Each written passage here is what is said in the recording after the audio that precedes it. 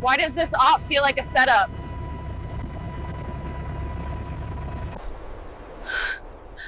They think I'm dead. Let them think that. Think that. You want me? Come get me. Peace be upon you, and may God's mercy and blessings be upon you. Imagine a loyal American soldier, trained, trusted, and sent deep behind enemy lines, only to be betrayed by the very people she swore to protect. Left for dead, hunted like an animal, and erased from every government record, she didn't just survive, she became a ghost. Her name was Lieutenant Evelyn Rourke, and this is not just a story about war. This is a story about endurance, betrayal, survival, and a woman who refused to die quietly.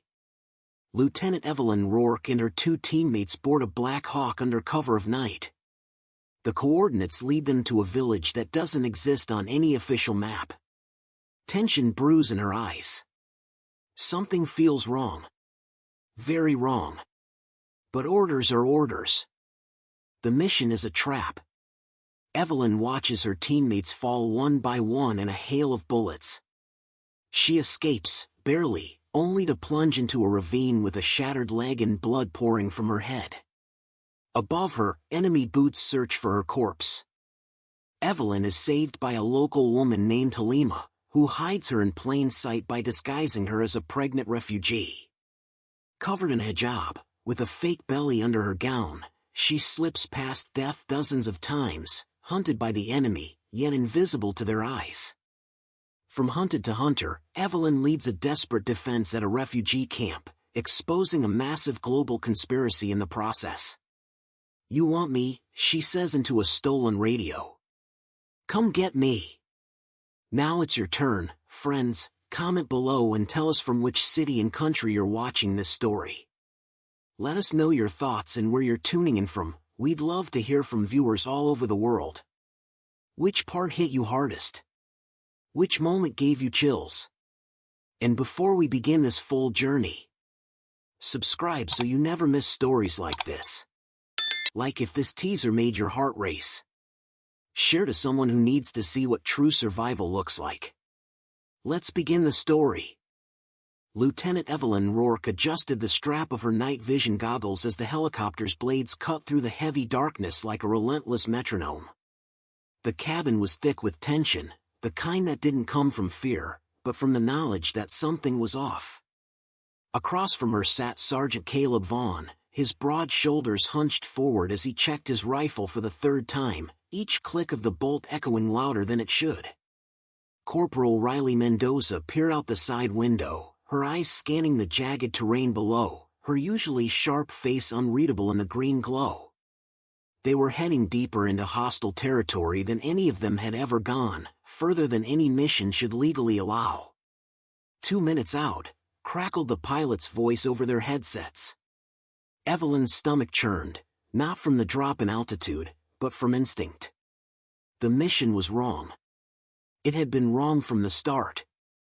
Their handler, codename Vulture, had been unusually vague in his briefings, tossing them a set of coordinates that led to a village no satellite could find and insisting the intel there was time-sensitive and critical to national security. "You're ghosts," he'd told them with that icy confidence that never sat right with her. In and out. No contact. 4-hour window. But ghosts don't get gut feelings, and Evelyn's were screaming. The target was a small stone house with a red door, sitting half a mile past the landing zone in the village of Azraq. No life signs, no map reference, no reason it should exist. Evelyn repeated the mission silently as the helicopter began its descent into the forest clearing. No contact with locals unless necessary. Grab the intel. Get out. It should have felt routine. It didn't. As the bird touched down and the green lights above flickered, the team moved out in formation, boots pressing silently into damp earth. The dense canopy swallowed them whole, shadows bending around their figures like smoke. Evelyn led the way, every step forward a negotiation with dread.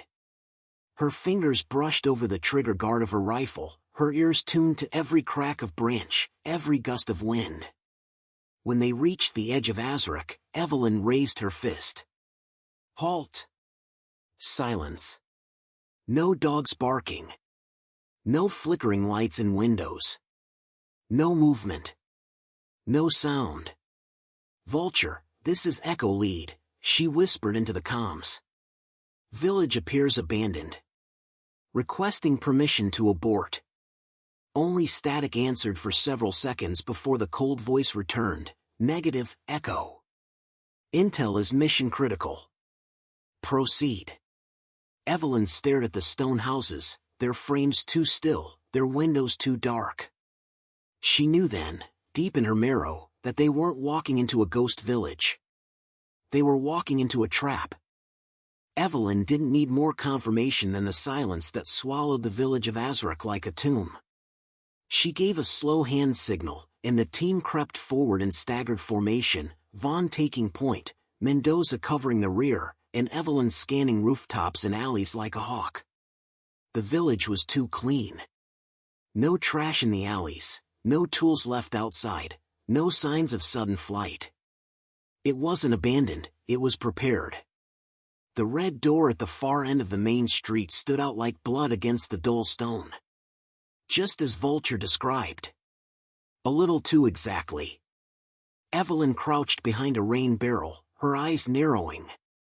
She motioned to Vaughn, who took up position at the left flank, while she approached the door with deliberate caution. Her hand hovered over the rusted handle. That's when she saw them, fresh tire tracks in the mud, deep and wide. Heavy vehicles.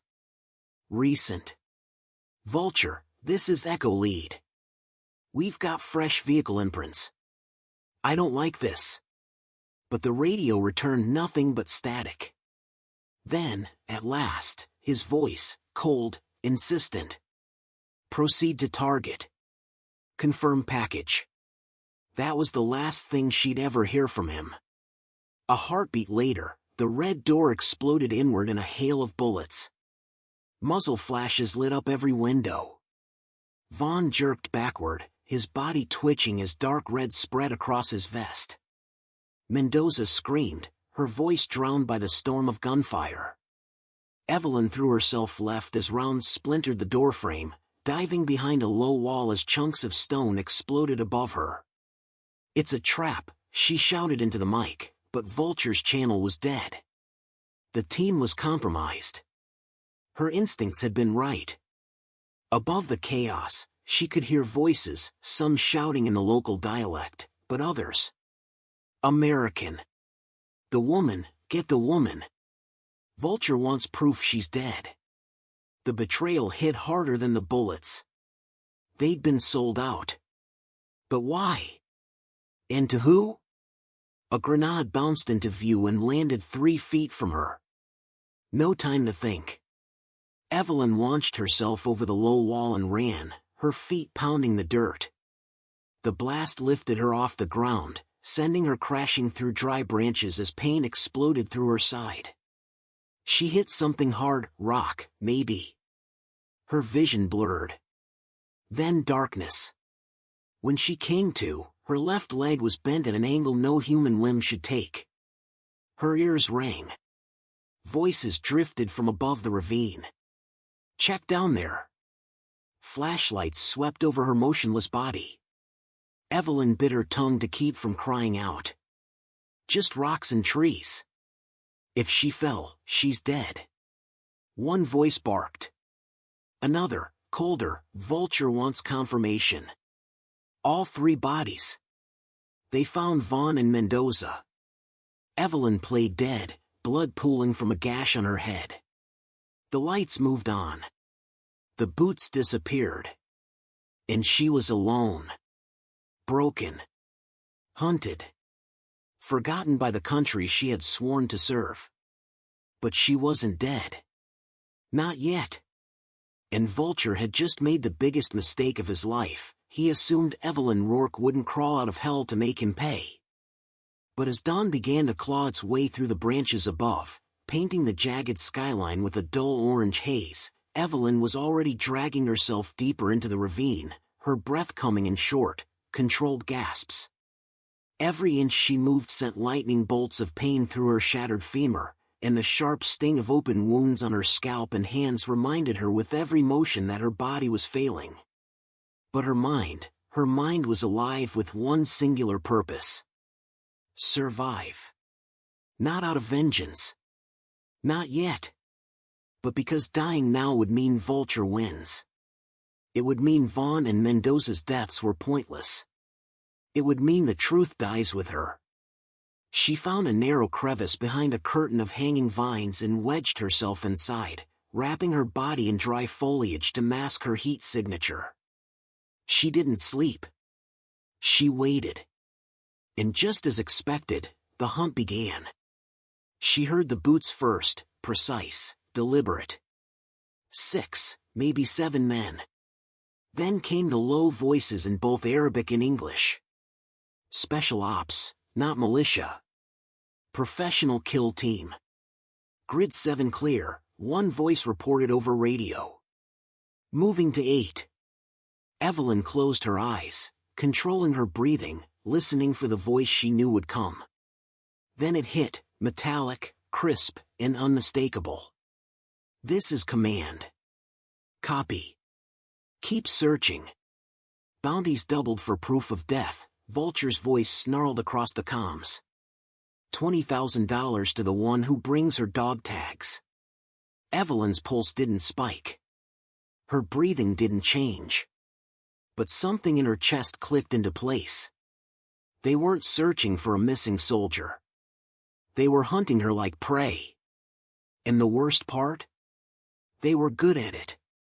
Over the next 2 days, Evelyn stayed one step ahead of the sweeps, hiding by day and crawling through brush by night. She had nothing, no weapon, no radio, only a broken leg lashed with a crude splint made from tree branches and strips of her shredded undershirt. Her canteen held 3 inches of warm, metallic-tasting water. Infection was coming. The wound in her leg throbbed with heat. Her head spun in dizzy spirals. But she remembered the woods outside Gunnison, Colorado. Her grandfather had taught her how to track, how to move without being seen, how to become the forest. She became a shadow in the valleys of Azraq. And then, on the 3rd night, she found them, 2 of Vulture's men camping near a dried creek bed, laughing, careless. One left his rifle leaning against a tree. The other had already removed his vest. Evelyn waited, breathing in the scent of fire smoke and tobacco. Then she struck. A single motion, her knife, taken from the corpse of a dead sentry earlier that day, found the gap in the first man's neck. The second barely had time to rise before she was on him, her arms locking around his throat. It was brutal. Fast. Necessary. She took their supplies, bandages, antibiotics, morphine. A map. A radio. And more than anything, she took back control. Vulture thought she was prey. But he'd just armed the predator. With the stolen radio pressed against her ear and the map of patrol grids spread across her lap, Evelyn Rourke transformed from hunted into hunter. The firelight from the enemy's abandoned camp flickered weakly, casting ghost-like shadows across her blood-smeared face. She listened, really listened, for the first time in days. Vulture's men were methodical, but predictable. They moved in a rotating grid, always sweeping east to west during daylight, resting at a network of known supply caches. She marked each checkpoint on the map with dirt-smudged fingers, noting gaps in their timing, exposure points between grids, and predictable weak spots. They thought she was fleeing. But Evelyn was planning. Her body was failing faster than she admitted. Even with the morphine, the fracture in her leg sent shooting pain up her spine every time she moved. She couldn't put weight on it. Her head injury blurred her vision every few hours, and the infection was spreading, slow but steady. But none of that mattered now. What mattered was what she overheard. A transmission. Vulture inbound to Zafir sector. Confirm arrival of target package. Meeting warlords at 0200. Evelyn blinked. Vulture was coming here. Personally. He wasn't just a coward in a bunker. He was risking exposure to oversee the hunt. That meant he was nervous. Scared, even. Whatever she and her team stumbled onto, whatever was hidden in that cursed village of Azrak, was worth killing for. And now she had a shot at getting proof. She moved by night, crawling through brush and rocky ravines, hugging the edge of the main roadways without ever setting foot on them. The pain was unbearable. Twice, she nearly passed out and rolled down a cliff. But she made it to a vantage point overlooking the outer perimeter of the Zafir compound. Barbed wire. 2 watchtowers. 4 armed guards. Motion sensors. She spent a day watching shift changes, studying the routine. Then she found it, an old drainage culvert, choked with roots and trash, barely large enough for her to squeeze through. That night, under moonless sky, Evelyn dragged herself through 50 feet of cold sludge and rusted metal. Every movement was agony. Her legs screamed. Her arms shook. But she made it inside. She didn't need to see Vulture face to face. She just needed his voice. Using parts salvaged from the stolen radio, she rigged a listening device with a wire antenna hidden near a ventilation shaft. And waited. The conversation that drifted out chilled her more than the swamp she had just crawled through. "The Americans are getting close," Vulture said to an unseen man. That intel team stumbled onto something. If she makes it home, it could expose everything. But they won't believe her. Officially, she died 3 weeks ago. Evelyn's breath caught. They'd erased her. There had been a memorial. A flag. A folded casket for a woman still bleeding in the dirt. She wasn't fighting to survive anymore. She was fighting to prove she even existed. As Evelyn Rourke crawled back through the reeking culvert, every breath ragged and her body shaking from cold and pain, her mind was locked on one thing, the recording. She had it. Vulture's voice, clear and damning. A confession of betrayal, conspiracy, and murder, enough to burn the entire operation down. But a recording meant nothing if she didn't live long enough to get it out. And her body was quickly giving up.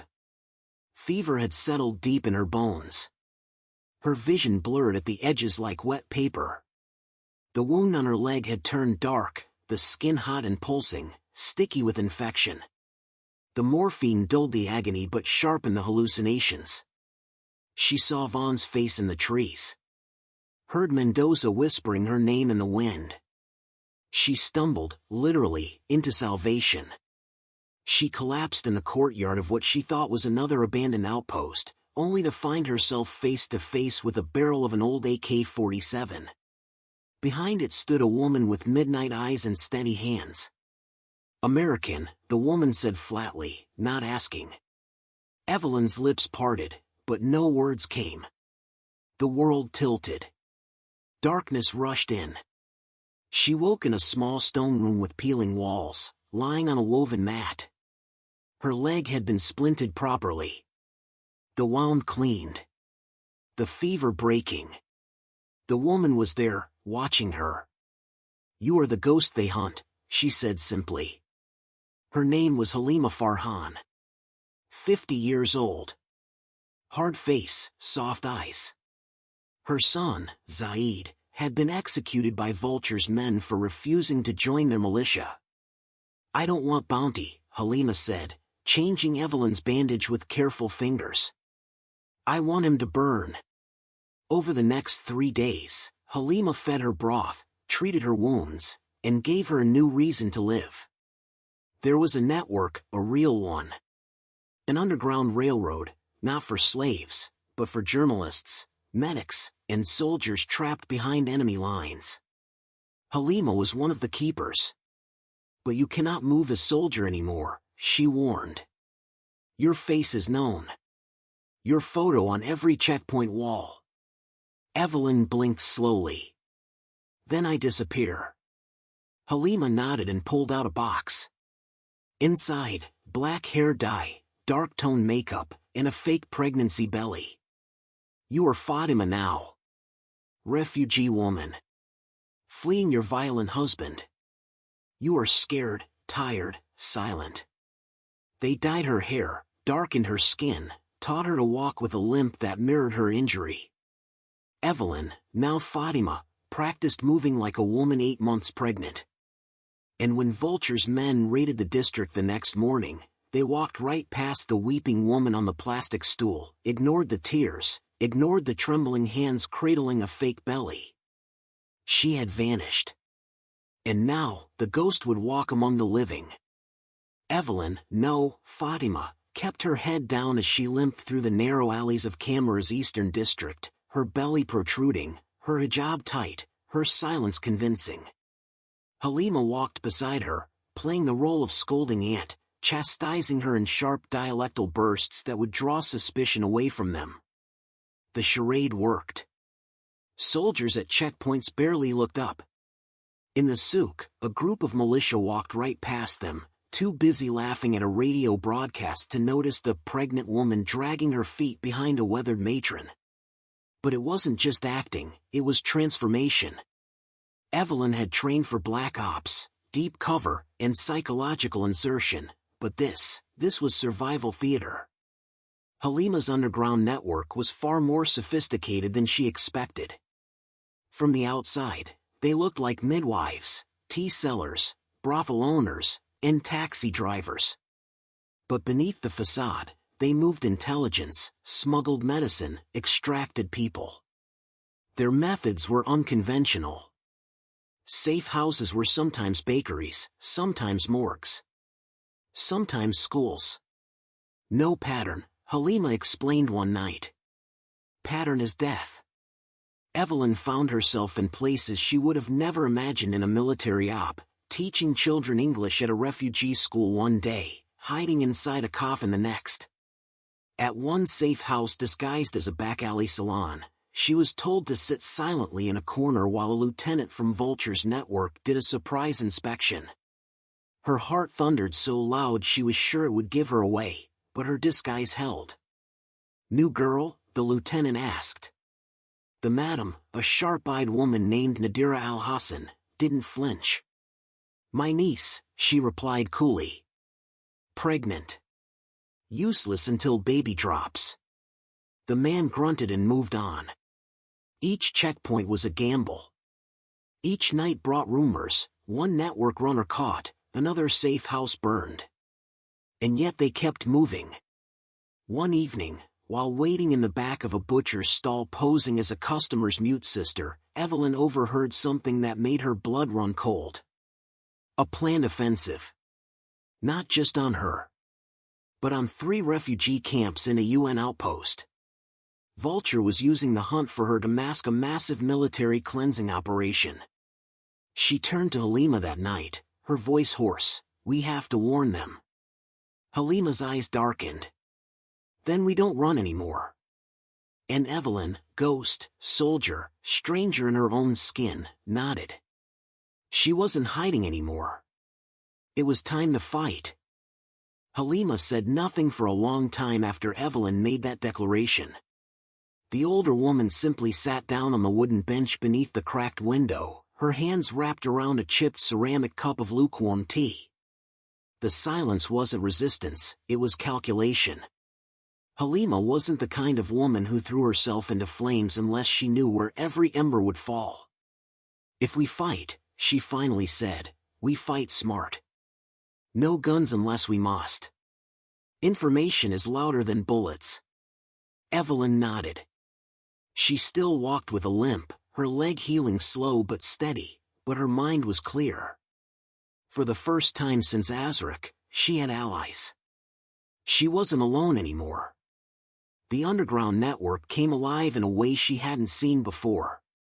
Dr. Imran Khoury, a field medic hiding as a schoolteacher, rechecked Evelyn's injuries and gave her proper antibiotics, for saline, and something she hadn't had in weeks, real sleep.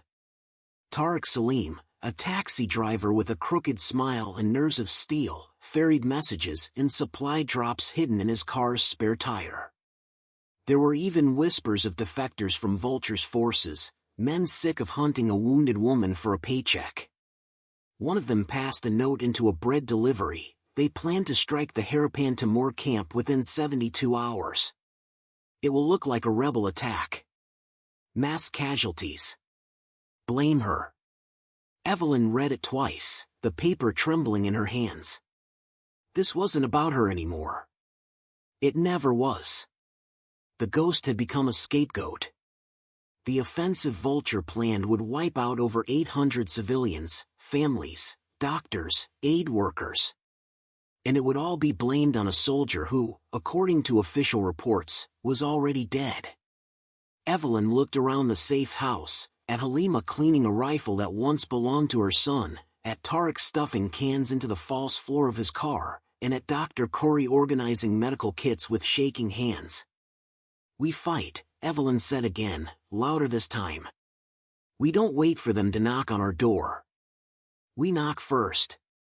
Over the next 48 hours, the network evolved. What had been a smuggling line became an insurgency. Mothers practiced with radios. Mechanics learned to rig roadblocks. Children became messengers. Halima called it the Dust Army. And Evelyn? She became its center. They didn't need her to be a soldier. They needed her to be the reason not to give up. When word came that Vulture's lieutenants were meeting at a checkpoint depot north of the camp, Evelyn sent her own message: "Let them know the ghost is coming. And this time, she's bringing friends." The message traveled like dry wind before a brush fire, quiet at first, then unstoppable. Within hours, word had spread from checkpoint vendors to stolen radio waves: "Evelyn Rourke is alive." It shook Vulture's ranks. Their hunt hadn't ended her, it had evolved her. What they didn't know was that Evelyn's return wasn't some dramatic assault, it was a whisper war, coordinated through hand signals, smuggled bread, and radio static. The resistance she led was nameless, faceless. Grandmothers carried ammo under baskets of bread. Teenage boys rewired traffic lights to disrupt troop movement. Mechanics sabotaged fuel convoys. But what they lacked in firepower, they made up for in information. Using stolen frequencies and broken equipment patched together with scavenged wire, Evelyn intercepted communications confirming the time and location of Vulture's final offensive. His forces would descend on Harapan Timur at 0300. No survivors. No witnesses. The perfect false flag. But Evelyn had a plan. Not to win. Just to last long enough. For the world to hear. Her recordings, Vulture's voice, his confessions, his plans, were set to broadcast over every channel they could hijack. Military frequencies, local news bands, even civilian AM radio. "We don't have to stop them," she told Halima as they laid out the last of their supplies on a dusty mat. "We just have to stall them long enough for the world to see who he really is." The final night arrived cold and windless. Evelyn stood in the medical tent beneath a torn UN flag, scanning the perimeter through night vision binoculars. She had memorized every blind spot, every escape tunnel, every cache of homemade explosives hidden in barrels and broken water tanks. Children had been evacuated underground. The elderly were moved hours earlier through fake aid trucks. But the fighters who remained, farmers, teachers, parents, were quiet. Ready. "This isn't a camp anymore," Evelyn whispered. "It's a front line." Then came the first mortar strike. The ground shook, and smoke plumed in the distance. Her earpiece came alive with breathless voices. "West wall breached. Targets incoming." She tapped her radio into Vulture's command frequency. "Phoenix Command," she said, calling him by the code name only his closest officers used. This is Ghost Actual. You wanted me? I'm right here. The silence on the other end was almost enough to feel. Then his voice, low, venomous. You should have stayed dead. Evelyn smiled. Funny thing about ghosts. You can't kill what's already buried. Evelyn let those words linger in the radio static, her voice echoing across the frequency like a curse spoken into a grave. For a moment, Vulture didn't respond. Then his tone shifted, less cold, more calculating. Even ghosts leave footprints, he growled. And then the full assault began. Mortars thundered overhead. The west perimeter lit up in fire and dust. Evelyn could see muzzle flashes through the slit in the tent fabric, too many to count. It wasn't a tactical sweep. It was an eradication. Vulture was throwing everything he had at the camp. Tanks rumbled through the outer barrier. Helicopters hovered just out of RPG range, searchlights sweeping. But Evelyn wasn't panicked. She had expected this. Everything down to the minute. She pressed the detonator hidden in her vest pocket, and 2 miles west of the camp, the enemy's ammunition depot erupted into flames. Malik and his team of taxi drivers had planted the charges days earlier during a fake fuel delivery. Screams crackled over enemy comms. Confusion spread like gasoline. Evelyn tapped the frequency again. You think I came here to hide? I came here to expose you. At the same time, Halima broadcast the recordings on every hijacked channel they could reach, Phoenix's voice admitting to illegal arms trades, false flag operations, the killing of American soldiers. Static turned to news. Interference turned to proof. Evelyn watched the confusion ripple through the enemy lines. Some soldiers paused mid-advance, listening. Others turned their heads toward their own radios. Then came the final push. Helicopters dropped squads directly into the center of camp. Evelyn grabbed her rifle and limped toward the extraction point, ducking behind shattered barricades, guiding fleeing civilians with hand signals. She took 2 hits, one grazing her arm, the other a deep slice to her side.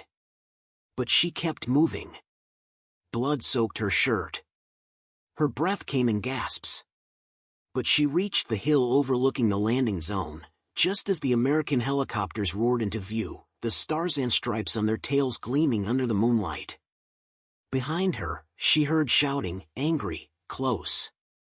Turning, she saw him. Vulture. Real, not a voice. Face to face for the first time. He raised his sidearm. Evelyn raised her hand, holding the last detonator. 67 days, she said, her voice hoarse. You should have made sure. And then she pressed the trigger. The blast ripped through the compound. The sky caught fire. Vulture vanished in the explosion. Evelyn was thrown back against a stone wall, her vision going black as the sound of rotor blades screamed above her. She had made it. Barely. But she had made it. Evelyn Rourke drifted in and out of consciousness as the rescue team pulled her broken body from the rubble. Her world was a blur of noise, rotor blades chopping through smoke, voices shouting medical jargon, someone calling her name over and over. She felt hands pressing gauze to her wounds, a needle sliding into her arm, and the faint scent of antiseptic cutting through the smell of gunpowder and burning plastic. Then darkness took her again. She woke 3 days later in a clean bed. A military hospital. White sheets, for bags, a beeping monitor beside her. A folded flag rested on the table beside a stack of files stamped confidential. Her body was wrecked, bandages on her ribs, a cast on her leg, stitches on her scalp. But she was alive. And more importantly, so were the people she stayed behind to protect. The 800 civilians of Harapan Timur had survived. Not one death. The underground network had moved like a ghost army, blending back into the dust. No names. No medals. Just lives saved. Evelyn stared at the ceiling in silence, unsure whether to cry or laugh. A few hours later, her commanding officer arrived. Colonel Harding, grizzled, gray-haired, and unusually solemn. He sat beside her without speaking for a full minute, then slid the files onto her lap. "You did it," he said quietly. Phoenix, his name was Colonel Samuel Voss. CIA black budget. Arms dealer. The evidence you gathered, it tore the whole thing down. Evelyn flipped open the file. Inside were photographs of Phoenix's destroyed compound, testimony from defectors, signed confessions, and most importantly, official memos declaring Evelyn Rourke reinstated. Alive. "They're recommending you for the Medal of Honor," Harding said, almost apologetically. "But it doesn't come close." Evelyn barely heard him. "What about my team?" she asked. "Vaughn. Mendoza." Harding nodded. "We found the files. They weren't rogue. They were heroes. We've cleared their names. Their families know the truth now." Evelyn's throat tightened. For 67 days, survival had been her only goal. But now the mission had meaning. The lies had been burned to ash. She looked down at her cast, at the jagged scar peeking out from under her gown, and let herself feel something she hadn't in months: peace.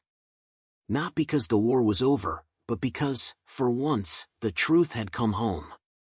Evelyn sat in a wheelchair by the window later that afternoon, staring out at the rolling hills beyond the hospital complex. Sunlight pooled across the floor, casting long shadows that reminded her of the jungle underbrush she'd crawled through, the ravines she'd bled into, the makeshift hideouts where silence had been her only companion. Her body was slowly healing, but her mind hadn't caught up. She still woke in the middle of the night with her hands clenched, ready to strike. Still listened for radio clicks in every silence. Still flinched at the smell of antiseptic. But the truth had come home. And with it came purpose. The files Colonel Harding left included not only the dismantling of Phoenix's operation, but intel recovered from the remains of his compound. Names. Accounts. Networks. Evelyn had exposed one arm of the monster, but others still slithered underground. "They're giving me a desk job," she said to Halima Farhan during a secure video call that evening. The woman's face, tired but proud, appeared pixelated but unmistakably firm. "After what you've seen," Halima replied softly, "you will never sit at a desk again." "Not truly." Evelyn smiled faintly. Halima had survived too, slipping through the chaos with Tariq and Dr. Khoury and the rest of the Dust Army, vanishing into the cracks of a region that had learned how to swallow the good with the bad. The network was still alive, more decentralized now than ever. Evelyn asked, "How many did we lose?" Halima looked down. 14, she said. "But we saved hundreds." Silence fell between them, thick with what was said and unsaid. "You gave us time," Halima continued. "Time we did not have. That's a kind of victory, Evelyn." Evelyn nodded slowly. A kind of victory. That night, she pulled a notebook from the drawer beside her hospital bed and began to write names, coordinates, conversations, patterns she hadn't had time to piece together in the field. If Phoenix was just one node, others would follow. And someone had to be ready. She couldn't fight on the front lines again, not with her leg, not with the nerve damage in her left hand, but there were other ways to hunt in the dark. She wasn't finished. Not by a long shot. Evelyn Rourke had walked through fire and shadows to return. Now, she would show others how to do the same. It began with letters. Not official reports, not mission debriefs, but personal messages, handwritten notes to the families of Sergeant Caleb Vaughn and Corporal Riley Mendoza. Evelyn wrote them slowly, deliberately, refusing to let bureaucracy sanitize what had happened. She told them the truth, not the clipped language of classified memos, but the grit and the sacrifice. How Vaughn held the line until the last second. How Mendoza's voice cut through the gunfire to warn her. How neither of them had ever hesitated. Their families deserved more than folded flags. They deserved answers. Evelyn's hands trembled as she sealed the envelopes. Her fingers still bore faint calluses from the knife she'd held for weeks in the forest. Ghost memories, refusing to fade. She handed the letters to a young corporal at the hospital's admin desk and gave only a nod. That evening, she met with Colonel Harding in a briefing room lined with maps and screens. "They've reinstated you," he said. "But I doubt you want to go back to command structure." Evelyn smirked. "Not unless it comes with a shovel and a flashlight." Harding raised an eyebrow. "We can make that happen." What followed wasn't a promotion. It was an unofficial directive, no patch, no title, no paperwork. Evelyn would work as a quiet operator embedded in the Homeland Threat Division, liaising with networks in collapsed zones, identifying ghost cells like phoenixes before they metastasized. She wasn't a field soldier anymore. She was the woman who knew what it meant to disappear. And how to come back. Over the next 6 weeks, she moved through army bases, embassies, even Senate committee hearings, testifying behind closed doors, ensuring Phoenix's infrastructure was stripped to its bones. But between those moments, she visited the quiet places, the families of the fallen, the refugee children resettled in new schools, the remote radio station in Turkey where Halima's voice now read news in 4 languages. She was rebuilding something, not just for herself, but for the forgotten. And every time someone asked, "Why you?" she gave the same answer. "Because I came back." Evelyn Rourke didn't want parades. She wanted shadows cleared. Systems changed. People remembered. The kind of justice that doesn't wear medals. Only scars. And Evelyn Rourke had learned to carry hers with purpose.